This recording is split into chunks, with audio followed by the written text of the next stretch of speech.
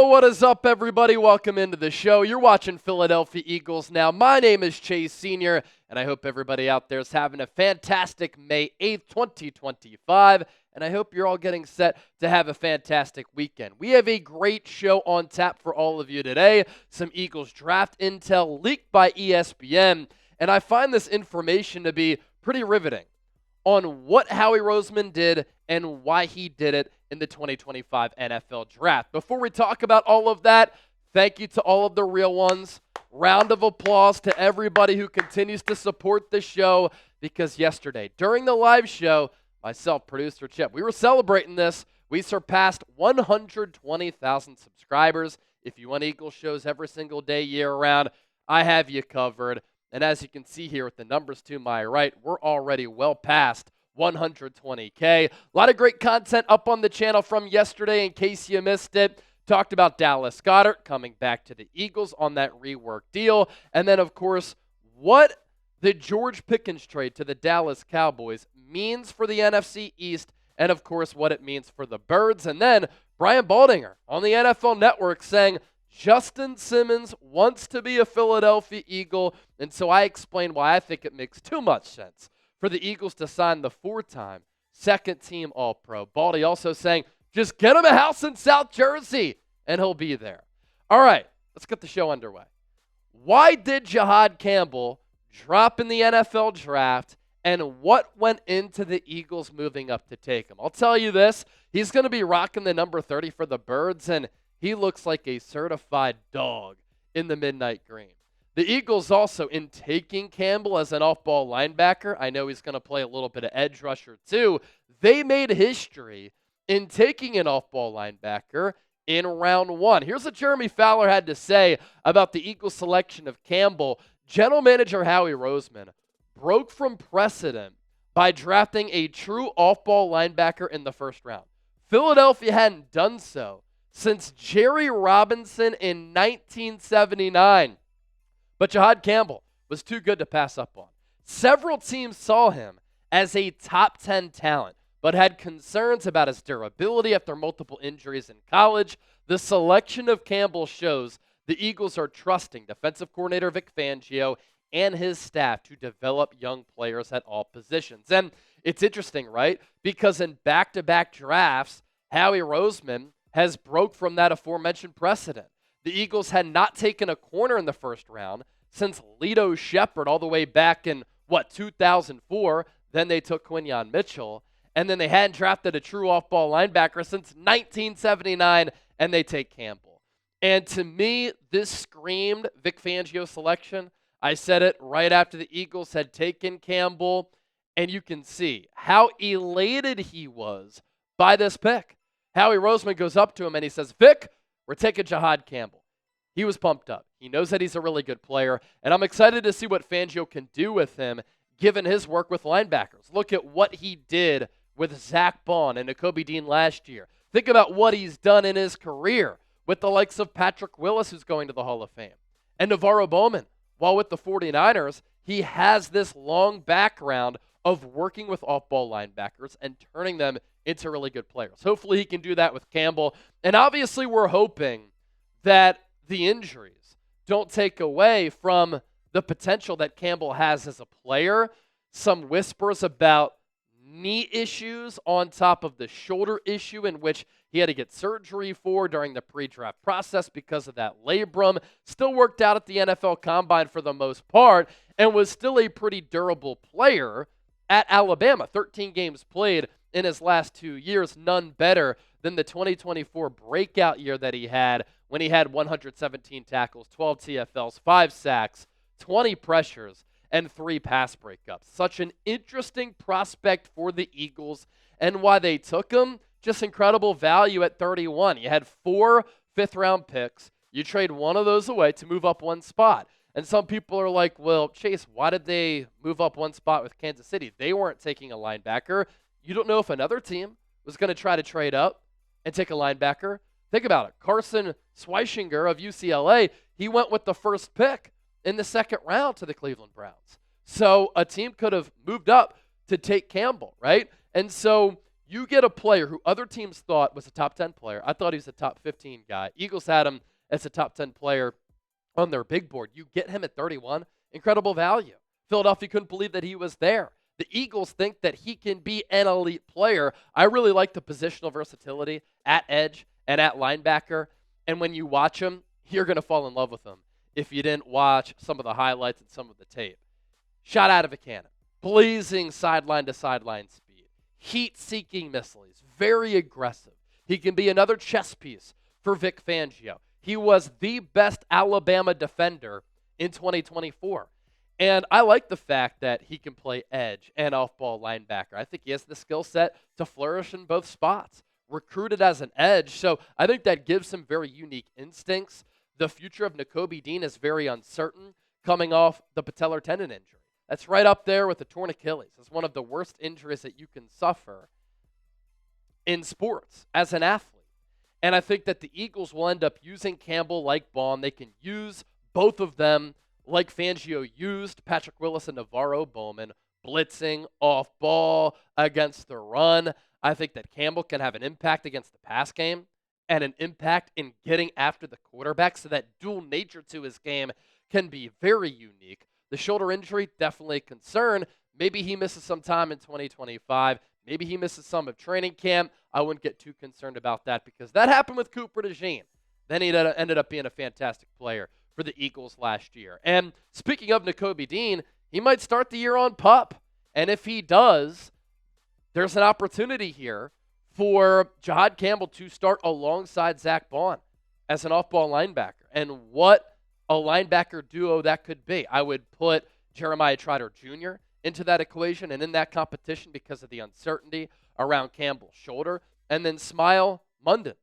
He could be in the mix as well. Some members of that Eagles scouting department think that he's one of the top off-ball linebackers and coverage linebackers in this 2025 draft class. So what say you? Did you agree with the Eagles selection of Jihaad Campbell? A for agree, D for disagree. Share your thoughts with me down in the comments section. And if you want a Jihaad Campbell jersey, plenty available thanks to our friends at Fanatics. He's going to be rocking the number 30, not the number 1. But the first-round picks, they always get the number 1 because they're a first-round pick. And at the time when they're drafted, you're not sure what jersey they're going to wear. Jihaad Campbell's going to be rocking the 30 like he did at Alabama, and you can find his jersey and other Eagles players at chatsports.com/Eagles jersey. Now we go to round 2, 64th overall pick. The Eagles took Andrew Mukuba out of Texas. I thought it was a little bit of a reach, but the Eagles fell in love with him when they scouted him during the season, in the lead up to the draft, in the pre-draft process. And then with McWilliams, like Andrew Mukuba, a little bit undersized for a defensive back.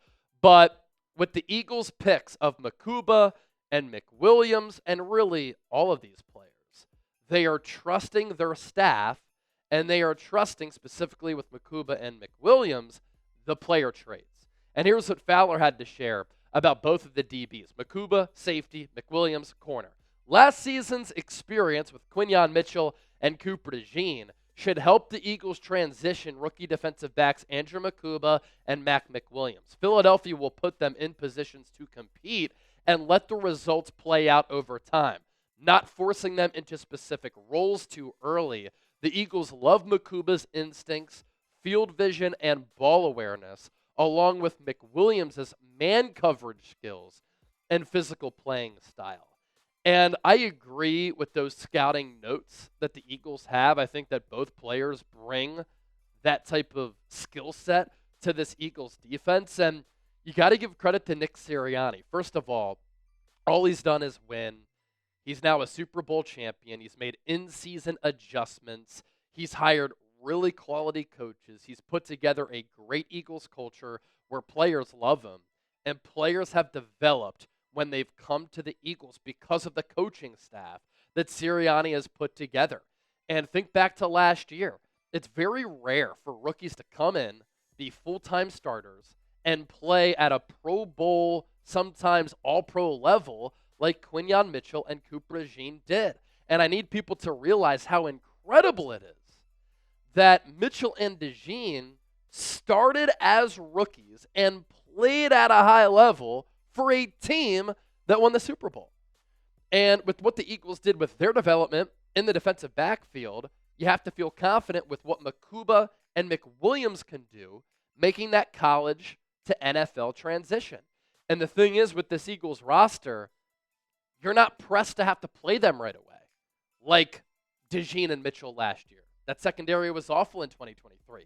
They needed to play. They won those jobs too, though. But for Mukuba and McWilliams, you're pretty set at corner and safety, where if they win those jobs, that's great. If they earn some playing time, awesome. But you're not going to have to press them into duty. I'd say safety more pressing than corner.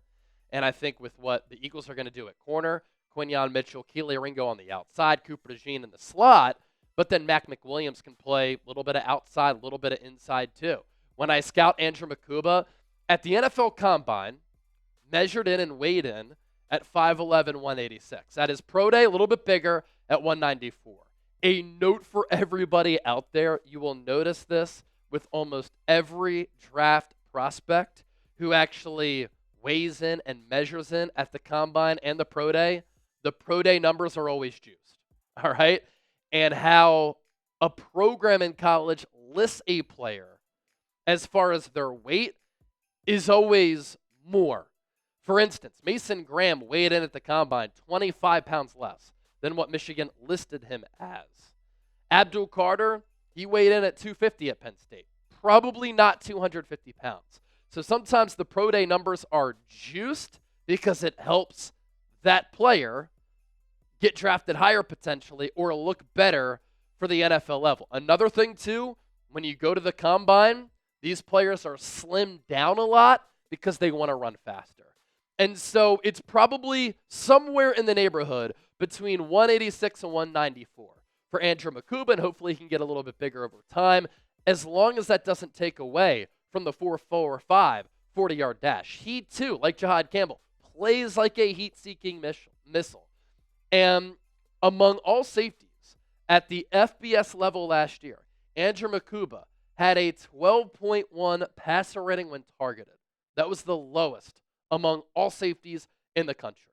So he's really good in defending the pass, but he also is really good and instinctual and plays bigger when he has to go up against the run. His playing style, both with the versatility, playing nickel, playing safety, making plays on the ball through the air, making plays against the run, and the fire that he plays with, very similar to C.J. Gardner-Johnson. And you probably don't have to deal with some of the noise that you got with C.J. Gardner-Johnson. I don't take that away from C.D. Deuce. It's part of what makes him a very special player. And then more with Mukuba here, the ball skills. Eagles have to love it. I love it. 7 PBUs, 5 interceptions, 0 touchdowns allowed in his first full season playing the safety spot. And scouting Mac McWilliams, 5'10", 191. At his pro day, 202. So probably somewhere in that range. He too, a little bit undersized for a corner, but like Mukuba, he can run. 4.41 40-yard dash. He's sudden, quick, gets out of his breaks in a clean fashion. He's a former wide receiver. It shows against man and zone and his ability to track the ball and catch the ball. He is a natural catcher of the football. It doesn't always happen at the cornerback spot. We saw it with Quinyon Mitchell. He is a corner. But Mac McWilliams, with that receiver background, you saw it in some of the drills pre-draft, he's comfortable catching the rock. So look out for him to potentially have some interceptions where he doesn't drop them like Quinyon. 27 pass breakups his last 4 years in college, at UAB and at Central Florida. I like him more as a slot corner, but I think that it helps him and it benefits this Eagles defense that he can play both. As for Kyle McCord, why did the Eagles take him in the 6th round? I think it's always important to draft quarterbacks and develop them. And I'm not against drafting quarterbacks every single year. You never know when you're going to need them, and it's important to develop that position over time. And for Kyle McCord, experienced college player, he won a lot. I like the skill set. We'll get to my scouting profile on him in just a moment. But he's not going to be pressed to be the backup quarterback behind Jalen Hurts. Tanner McKee is going to be QB2. And I think he's one of the top backup quarterbacks in the NFL. But this is of note. McKee is going into year 3. He has 1 more year left on his contract after that. In the meantime, develop Kyle McCord to be QB2. because once McKee becomes a free agent, he could get some bites to start across the National Football League. Here's Fowler on McCord.